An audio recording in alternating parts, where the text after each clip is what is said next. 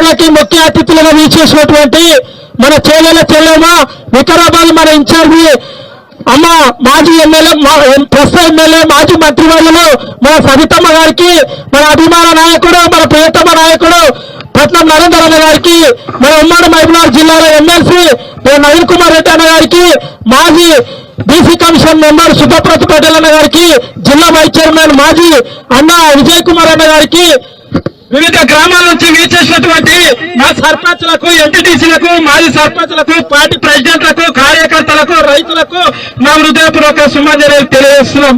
ఈ రోజు కొడంగల్ నియోజకవర్గంలో ఏం జరుగుతుందంటే ఆయన టీవీలో చూసి గప్పాలు కొడతాడు.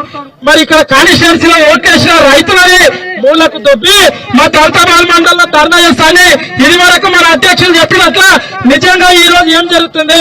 మన సవితమ్మ నరేంద్ర అన్న ఎమ్మెల్సీలు వస్తుందంటే పోలీసు వాళ్ళని అక్కడ ఆర్టీఓని పెట్టి రావుపల్లి చివరస్తా చెక్ పోస్ట్ దగ్గర పెట్టి కానిస్టేబుల్, ఎస్ఐలు, సిఐలు, టీఎస్పీలు, ఏఎస్పీ అరవై కూర్చున్నది. మరి ఎందుకయ్యా రైతుల కోసం ధర్నా చేస్తామంటే ఓ జంకాలం ఇస్తారు, ఆ ఒడ్లక్కడ రైతులను బెదిరిస్తున్నారు పోలీసులు. మరి 10 ఏళ్ళ పోలీసులు పెళ్లి పోలీసు పెడుతుంది. ఎక్కడ ఉండాలి పెళ్లి పోలీసు?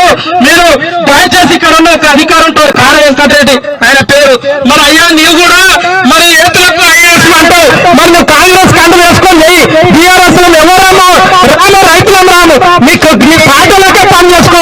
మరి ఇక్కడ ఉన్న ఓ షాడో ఎమ్మెల్యే తిరుపతి రెడ్డి ఉన్నారు. మరి తిరుపతి రెడ్డి అప్పుడేమో 4 కార్లు వేసుకొని వచ్చి తిరిగి మరి వడ్లప్పుడు రైతులు దేశంలో తిరుపతి రెడ్డి మంత్రులనేమో రాళ్ళతో కొట్టితే గుర్తొస్తే కోరంగానే వస్తున్నాడు.